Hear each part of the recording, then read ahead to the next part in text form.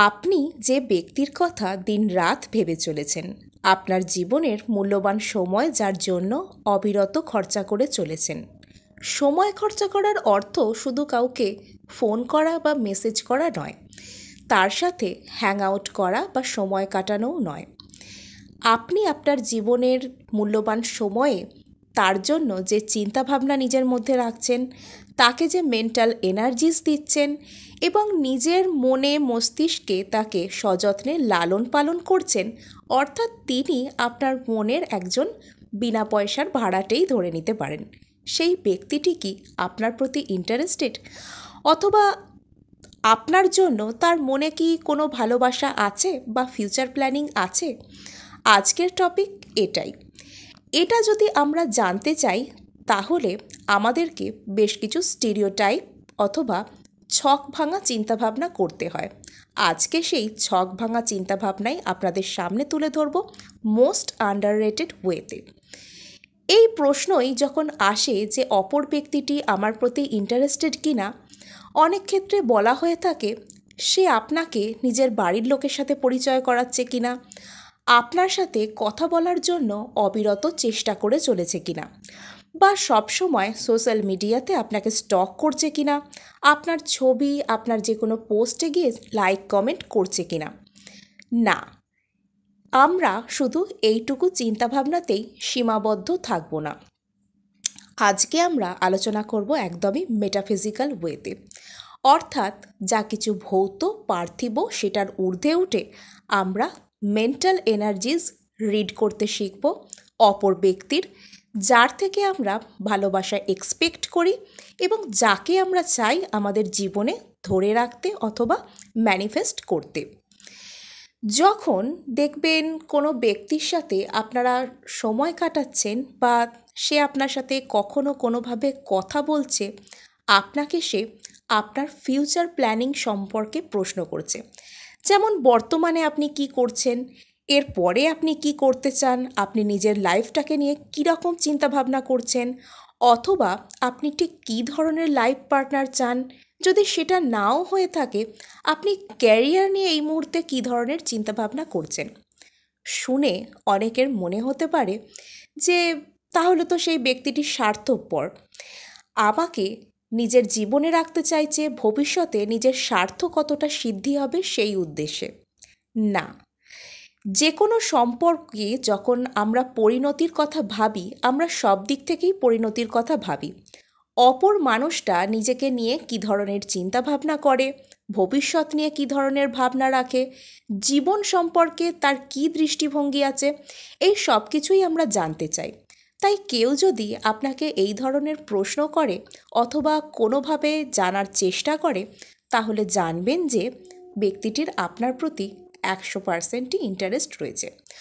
অনেক ক্ষেত্রে বলা হয়ে থাকে যে কোনো ব্যক্তি আপনার সোশ্যাল মিডিয়াতে কোনো পোস্টে গিয়ে লাইক কমেন্ট করছে কিনা, বা বন্ধুবান্ধবের থেকে আপনার কোনো ইনফরমেশন গ্যাদার করার চেষ্টা করছে কিনা, অথবা জোর করে আপনার অ্যাটেনশন পাওয়ার চেষ্টা করে কিনা।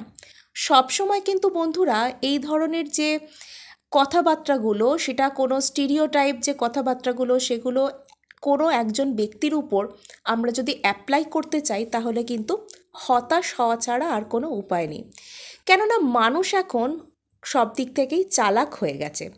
সে এমন কোনো অ্যাকশন আপনার প্রতি নেবে না, সাধারণত নেবে না এ কথা বলা ভুল, সাধারণত নেবে না যাতে আপনি সহজেই আইডেন্টিফাই করে ফেলে তার মনের কথা। এবার মনের কথা আপনি বুঝে যাওয়ার পর কি করবেন, সেটাও আজকে ভিডিওর শেষেই আমি আপনাদেরকে বলবো।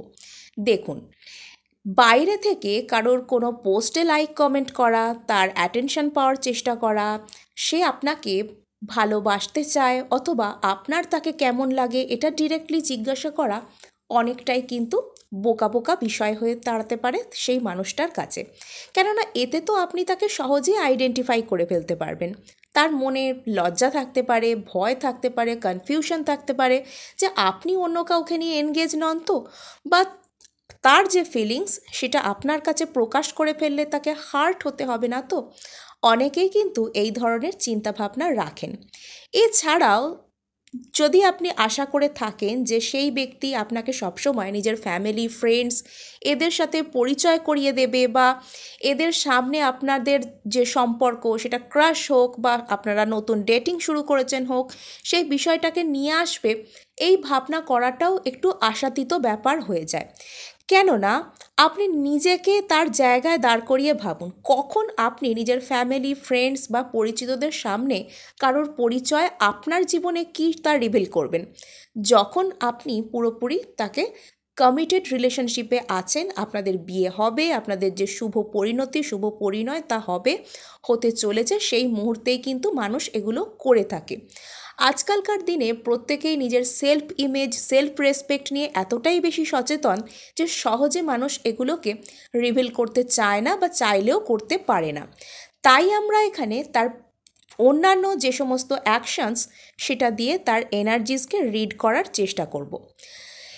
কখনো আপনারা দেখে থাকবেন কোনো একজন ব্যক্তি আপনার সঙ্গে কথা বলে এবং আপনার ওপর খুঁটিনাটিতে রাগ প্রকাশ করে, আপনার যে কোনো আচরণে সে রিয়্যাক্ট করে, তাহলে জানবেন সেই ব্যক্তি আপনার প্রতি ইন্টারেস্টেড। এবং লাস্টে আমি একটা দুর্দান্ত ট্রিক বলবো, সেটা অবশ্যই আপনারা অ্যাপ্লাই করেও দেখতে পারেন।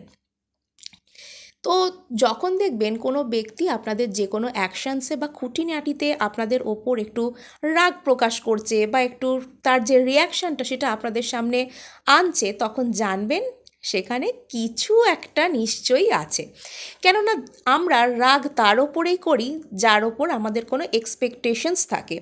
আপনি রাস্তার কোনো লোক যদি আপনাকে কিছু বলে বা অন্যরকম কোনো আচরণ করে, আপনি তার ওপর কি রাগ দেখাতে যাবেন? যাবেন না তো।